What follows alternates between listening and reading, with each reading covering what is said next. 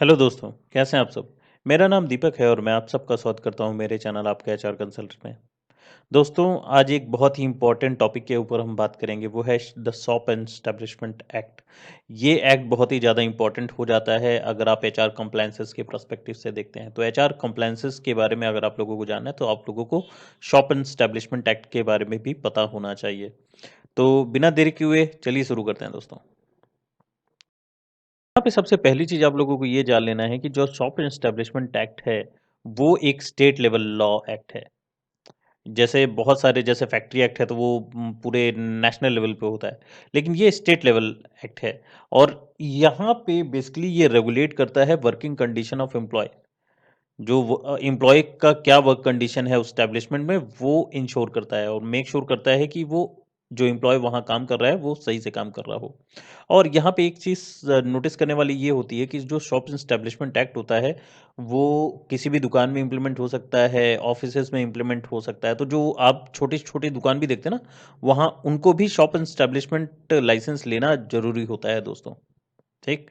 तो ये बेसिकली इसका डेफिनेशन है कि शॉप एस्टेब्लिशमेंट एक्ट बेसिकली होता क्या है। तो ये स्टेट लेवल लॉ होता है, स्टेट लेवल लॉ के अंतर्गत आता है और ये वर्किंग कंडीशन ऑफ एम्प्लॉयज के बारे में देखता है। कहाँ? शॉप में देखता है, कमर्शियल एस्टेब्लिशमेंट में देखता है, रेस्टोरेंट वगैरह में देखता है। तो जो स्पेसिफिक प्रोविजंस होते हैं इसमें, वो डिफर कर सकते हैं, वेरी कर सकते हैं थोड़े-थोड़े, डिपेंडिंग ऑन कि आप कौन से स्टेट में हैं। लेकिन जो इनका ओवरऑल पर्पस है दोस्तों, वो सेम रहता है। वो क्या है? Is to protect the right of the employee and ensure fair working condition. तो जो बेसिक चीज़ है वो इस लॉ की, वो सेम रहती है कि जो एम्प्लॉय वहाँ काम कर रहे हैं उनकी राइट को प्रोटेक्ट करना और फेयर वर्किंग कंडीशन को प्रोवाइड करना है। इस एक्ट को डिज़ाइन किया गया है एंड रेगुलेट किया गया है। The act is design to regulate the payment of wages. जो पेमेंट मिलती है, वेजेस मिलती है, उसको रेगुलेट करने के लिए किया गया है। देन कितने घंटे आप काम करेंगे, एम्प्लॉय काम करेगा, वो बताया गया है। लीव्स बताए गए हैं, हॉलीडेज, टर्म्स ऑफ सर्विस और other work condition of people employed in the in shop establishment और शॉप एंड कमर्शियल एस्टेब्लिशमेंट। तो इसमें यही सब जो बेसिक चीज़ें हैं ना, वही बताई गई हैं। लीव्स, कितने घंटे आपको काम करना है, कितने पैसे आपको मिल रहे हैं, वर्किंग कंडीशन क्या है, ये सारा का सारा जो है, कोई भी छोटे शॉप या कमर्शियल एस्टेब्लिशमेंट है, तो इस एक्ट के अंतर्गत वो बताया गया है। जो शॉप एस्टेब्लिशमेंट एक्ट है is regulated by department of labour, इसको रेगुलेट करते हैं। अ, लेकिन अलग-अलग, जैसे मैंने बताया कि अलग-अलग स्टेट में अलग-अलग थोड़े-थोड़े से जो है वेरी करते हैं ये लॉ। लेकिन इसको जो रेगुलेट करता है डिपार्टमेंट, वो डिपार्टमेंट ऑफ लेबर है। Shop establishment act is a state level law, जैसे कि मैंने पहले ही बताया, that regulates the working condition of the employ. जो वर्किंग कंडीशन है, उसके बारे में पूरा का पूरा इसमें ब्यौरा दिया रहता है। स्पेसिफिक प्रोविजन में वेरी स्टेट टू स्टेट, जैसे कि मैंने ऊपर वाले पॉइंट में बताया कि स्टेट टू स्टेट जो है ये वेरी होते हैं थोड़े-थोड़े से प्रोविजंस, लेकिन ओवरऑल इनका पर्पस सेम रहता है दोस्तों। ठीक है? चलिए अब आगे बढ़ते हैं। यहाँ पे की प्रोविजंस जान लेते हैं। देखिए, इसमें बहुत सारे प्रोविजंस हैं, छोटे से, बड़े से, लेकिन ये जो मेजर प्रोविजंस हैं ना शॉप एस्टेब्लिशमेंट एक्ट के अंतर्गत जो आते हैं, उसको हम लोग जान लेते हैं। तो सबसे पहला क्या आता है? Working hours. जो वर्किंग आवर्स हैं, आप लोगों को लगता होगा कि जो छोटे से शॉप दिखते हैं या रेस्टोरेंट दिखते हैं, तो वहाँ आप लोगों को लगता होगा, अरे यहाँ तो कोई वर्किंग आवर्स नहीं है। ऐसा नहीं है, वहाँ पे भी वर्किंग आवर्स होते हैं। जो छोटे दुकान है, वहाँ पे भी वर्किंग आवर्स होते हैं, बट ये है कि वो लोग क्योंकि जो वहाँ पे काम कर रहे हैं लड़के, उनको पता नहीं होता, तो उनको एक्सप्लॉइट किया जाता है, टू बी रियली फ्रैंक। तो यहाँ पे वर्किंग आवर्स जो है इस शॉप एस्टेब्लिशमेंट एक्ट के द्वारा जो है डिफाइन किए जाते हैं, कितने घंटे उनको काम करना है।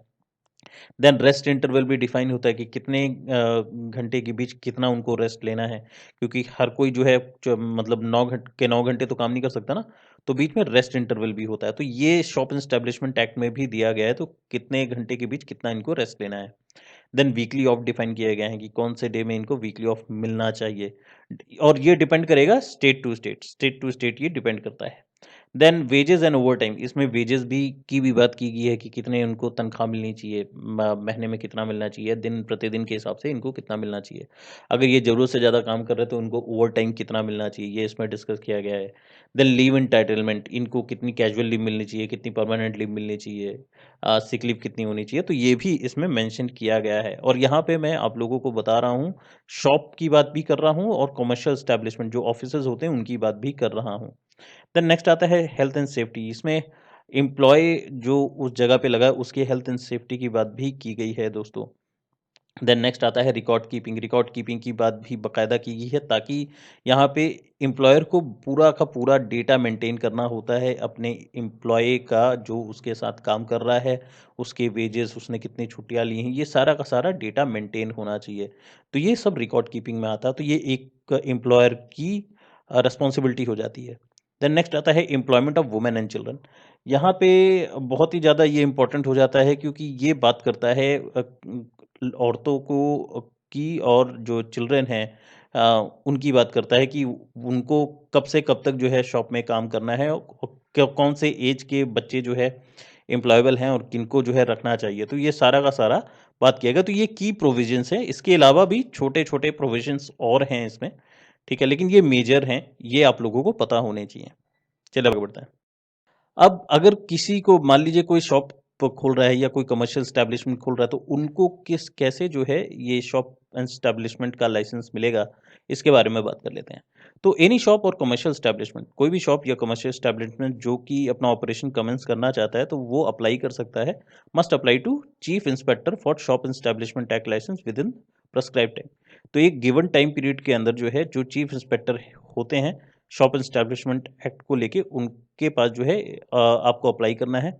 और जो एप्लीकेशन है for licence in a prescribed form, एक फॉर्म आपको मिलेगा, उसमें जो है वो पूरा एप्लीकेशन आपको फिल करना है। Must contain the name of the employer, आपका जो एम्प्लॉयर है उसका नाम, एड्रेस जो आपने जगह ले रखी है उसका एड्रेस होना चाहिए, नेम ऑफ द एस्टेब्लिशमेंट, आपके एस्टेब्लिशमेंट का नाम, कैटेगरी, कौन सी कैटेगरी में आपकी एस्टेब्लिशमेंट है, जो शॉप आपने खोल रखी है कौन सी कैटेगरी में आती है, कितने एम्प्लॉय आपने रख रखे हैं, और रिलेवेंट डिटेल जो भी वहाँ पे उस एप्लीकेशन में पूछा गया होगा वो सारा आपको मेंशन करना होता है। On submission of the application, जो जब आप एप्लीकेशन को सबमिट कर देते हैं तो रिव्यू होता है बाय चीफ इंस्पेक्टर। जो चीफ इंस्पेक्टर होता है वो रिव्यू करता है आपके एप्लीकेशन को। The shop and establishment commercial establishment will be registered and registration certificate will be issued to the occupier. कहने का मतलब है ये रिव्यू होने के बाद जब उनको सब सही लगेगा तो वो आपको शॉप एंड कमर्शियल एस्टेब्लिशमेंट का जो लाइसेंस है वो आपको इशू कर देंगे। Then registration certificate must be prominently displayed on the shop and commercial establishment and renewed periodically as per the act. Last में जैसे ही ये सर्टिफिकेट या लाइसेंस आपको इशू हो जाता है तो इसको आपको उस शॉप में या फिर उस ऑफिस में डिस्प्ले करके रखना है कि आपके पास ये है, और इसको टाइम टू टाइम आपको रिन्यू करवाना पड़ेगा। तो ऐसे जो है आपको ये लाइसेंस मिलता है दोस्तों। चलिए अब आगे बढ़ते हैं। जैसे कि आपने एक शॉप खोला था, अब उस शॉप को आपको बंद करना है, तो क्लोज डाउन करने के क्या तरीके हैं? तो in case shop and establishment would like to close down the business, अगर आप लोग को अपना बिजनेस क्लोज करना है तो जो ऑक्यूपायर है, जो या एम्प्लॉयर है इस केस में मैं बोलूँ, तो उनको नोटिफाई करना पड़ता है चीफ इंस्पेक्टर को राइटिंग में with in 15 days of closing. 15 दिन के अंदर अंदर जो है आपको चीफ इंस्पेक्टर को राइटिंग में देना है कि जो है मैं अपने शॉप को या अपने एस्टेब्लिशमेंट को जो है क्लोज करना चाहता हूँ। तो आप रिटर्न में उनको लिख के आपको भेजना है। Then chief inspector after reviewing, review होगा, आपका जो लेटर है वो रिव्यू हुआ, रिव्यू होने के बाद उसको जो है वो शॉप एंड एस्टेब्लिशमेंट के रजिस्टर से जो उसको हटा लिया जाएगा और आपका जो लाइसेंस है वो कैंसिल करके इसको क्लोज कर दिया जाएगा। तो ये तरीका है क्लोज करने का दोस्तों। आशा करता हूँ कि आज का वीडियो आप लोगों को पसंद आया होगा। अगर पसंद आया है तो लाइक ज़रूर कीजिएगा, अपने ज़्यादा से ज़्यादा दोस्तों के साथ शेयर कीजिएगा। मैं इसी प्रकार के नए-नए कंटेंट आप लोगों के लिए लेके आता रहूँगा। बस अपना प्यार और साथ इसी तरह बनाए रखिएगा दोस्तों। मैं मिलूँगा आप लोगों से अगले वीडियो में, तब तक के लिए अपना ख्याल रखिएगा। धन्यवाद दोस्तों।